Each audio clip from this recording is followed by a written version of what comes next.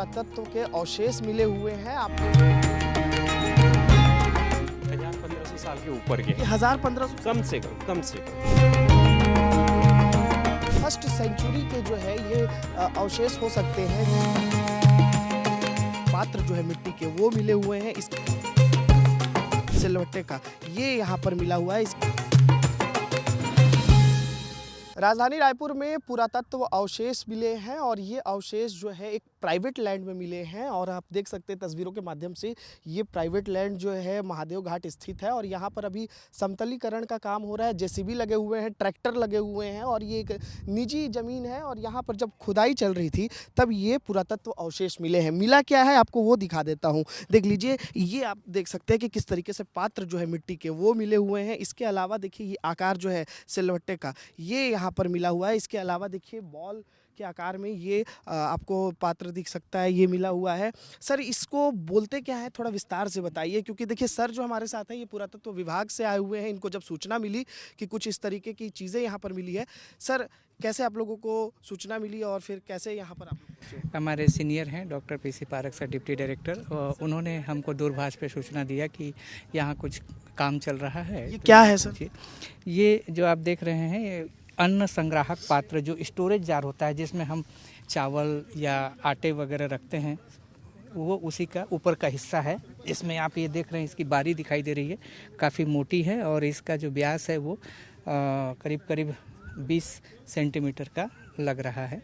तो एक बड़ा स्टोरेज जार जिसमें अन्न को संभाल करके रखते थे ताकि उसमें कीड़े वीड़े ना लगे, ये संग्राहक पात्र है। बाकी ये जो 3 आप देख रहे हैं लंबे से, ये पत्थर के बने हुए हैं और बहुत ही स्मूथ हैं, फाइन हैं, चिकने हैं। और ये एक्चुअली लोढ़ा जिसको हम आमतौर पे कहते हैं सैडल, ये मसाले और चटनी वगैरह जो पीसने के लिए उस जमाने जी आजकल जो मिक्सर ग्राइंडर काम करता है, ये पुराने चटनी वटनी जैसे अभी भी गांव में जो है पीसा जाता है चटनी जी उसी प्रकार से आप देखिए इसी कैटेगरी का ऑब्जेक्ट है, लेकिन ये बहुत छोटा है और काले रंग का है, काफ़ी स्मूथ है। ये मेडिसिनल पेसल है। जैसे पात्र जो होता था लोहे का पात्र, पत्थर का ही होता था, उसमें रख के इस तरीके से वो दवाई। सर ये मुझे याद दिला रहा है जैसे हम लोग टीवी में वैद्य वगैरह को देखते हैं मेडिसिन बनाते हुए। जी, तो ये वो मेडिसिनल पेशल है, क्योंकि ये देखिए पकड़ने में भी ये इस तरीके से काफ़ी इजी है। तो और इस प्रकार के पात्र होते थे जो रसोई घरों में लोग उपयोग करते थे, सामान वस्तुएं रखने के लिए, पका हुआ खाना या कच्ची सामग्री भी। बॉल क्या है सर? ये स्लिंग बॉल कहलाता है। इस प्रकार के जो बॉल हैं वो खास करके फसल के आसपास मवेशियों को दूर भगाने के लिए ये वो रस्सी में बांध करके ऐसे घुमा करके वो प्रहार करते थे। भारी भरकम, इसका वजन कितना होगा इसका सर? बहुत भारी भरकम लग रहा है। नहीं, ज़्यादा नहीं होगा, 250-300 ग्राम के आसपास।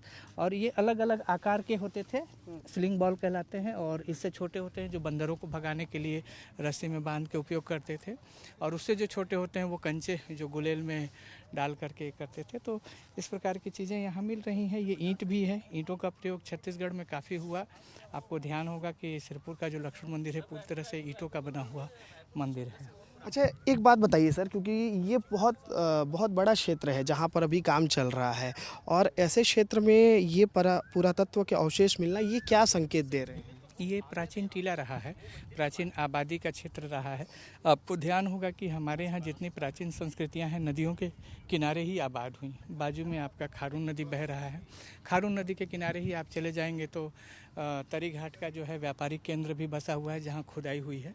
तो नदियों के किनारे इस प्रकार अगर पुरानी चीज़ें किसी ऊंचे स्थान से मिलती हैं, ये देखिए ये आसपास की जगह से ये स्थान ऊंचा है, तो ये प्राचीन टीला है और टीले से ये चीज़ें बरामद हो रही हैं। सर जैसे आप लोगों को अब अवशेष मिला है तो आगे की क्या प्रक्रिया होगी? क्या आप लोग जो है आगे यहाँ पे अलाउंस लेके यहाँ पे खुदाई वगैरह कराओगे? आगे तो देखिए पहली बात तो ये है कि चूँकि ये निजी ज़मीन है तो विभाग के माध्यम से जो जिला प्रशासन है उनको सूचित करेंगे, सूचित करके इस जगह को सुरक्षित करने के बारे में प्रयास करेंगे। और फिर खुदाई जो है वो बिना परमिशन के नहीं होती, उसके लिए सेंट्रल गवर्नमेंट से परमिशन लेना होता है। फिर आगे जैसा उच्च स्तर से निर्देश होगा आगे की कार्रवाई यहाँ पे करेंगे, लेकिन उसके पहले सर्वे तो ज़रूरी है इस जगह। एक बात और बता दीजिए सर कि ये अवशेष जो है किसी के भी ज़मीन में मिल सकता है, किसी भी निजी आदमी के, तो उसको क्या करना चाहिए जब ऐसे अगर अवशेष मिले तो? जी, प्रथम दृष्टया तो चीज़ें सुरक्षित करना जो है सबसे बड़ी जवाबदारी होती है, चाहे वो निजी ज़मीन में हो, शासकीय ज़मीन में हो, और पुरातत्व विभाग का काम ही है कि चीज़ों को सुरक्षित किया जाए। तो ये जो चीज़ें यहाँ पे कम से कम सतह से बरामद हो गई है, हम भूमि स्वामी से अनुमति लेकर के इनको हम ले जा रहे हैं संग्रहालय, इनको साफ़ सफाई करके सुरक्षित रखेंगे जी।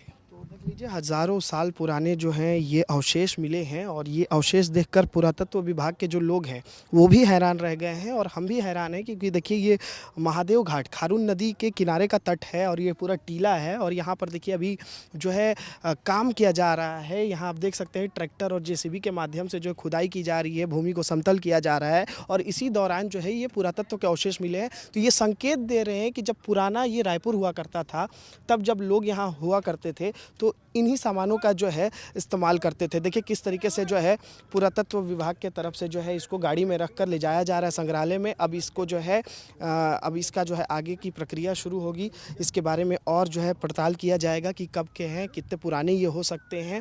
बड़े बड़े अफसर बैठेंगे और इसके साथ ही जो यहाँ के मालिक हैं अब उनको जो है नोटिस दे करके यहाँ पर पुरातत्व विभाग देखिए खुदाई भी कर सकता है, क्योंकि जब अवशेष मिलते हैं तो ये संभावनाएं बढ़ जाती है कि और भी यहाँ पर अवशेष मिल सकते हैं। कैमरा पर्सन अखिलेश के साथ अनमोल तिवारी, विस्तार न्यूज़।